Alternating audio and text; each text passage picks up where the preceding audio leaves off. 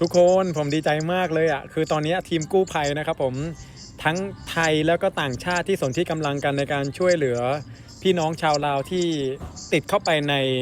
ในเหมืองทองนะครับผมคือตอนนี้ได้เจอแล้วนะครับผม7ท่านเจอ5ท่านแล้วนะครับผมแล้วก็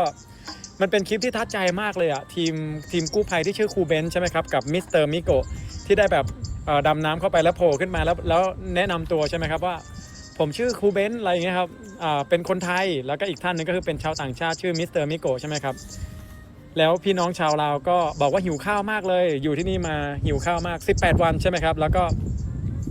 พี่น้องชาวลาวบอกว่าดีใจมากเลยที่ได้เจอคนไทยคุณคำเนี้ยมันรู้สึกแบบโคตรทัดใจเลยอะขอบคุณพี่ทีมกู้ภัยชาวไทยทุกท่านเลยนะครับผมแล้วก็ทีมคุณปอนจากกรีฑแล้วก็บรรดามูลนิธิต่างๆทุกท่านเลยนะครับผมที่ไม่ได้เอ่ยมาก็ขออภัยด้วยนะครับผมแล้วก็ขอบคุณชาวต่างชาติทุกท่านนะครับผมที่สนที่กำลังกันเข้าไปมันทำให้เราเห็นว่าความมีไมตรีความเป็นผู้มีน้ำใจความนึกถึงห่วงหาอาวรณ์อะไรกันในการช่วยเหลือกันอะน้ำใจของมนุษย์น่ารักมากอะเห็นไหมมันเป็นคลิปที่เราเห็นแล้วเราหุบยิ้มไม่ได้เลยอะเฮ้ยลองจินตนาการว่าเราเป็นคนที่แบบอดข้าวอดน้ำมา18วันอะแล้วแบบจู่ๆมีคนโผล่ขึ้นมาคุณ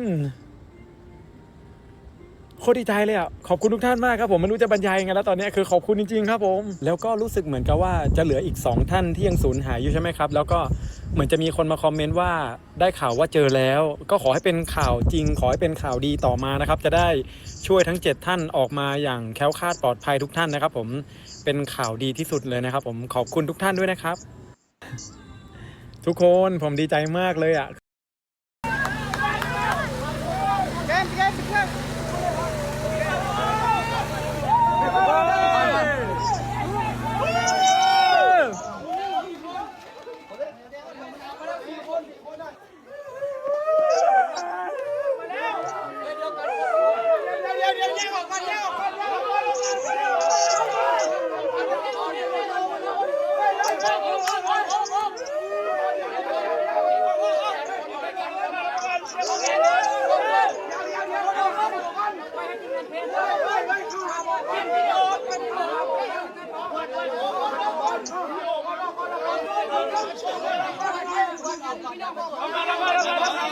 หาหมอก่อน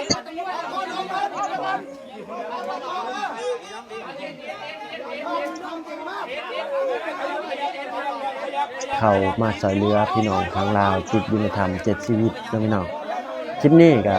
ถ้ามีประโยชน์ก็ฝากพี่ๆนานาทุกท่านกดไลค์กดแชร์กดติดตามคอมเมนต์เข้ามาได้เนาะก็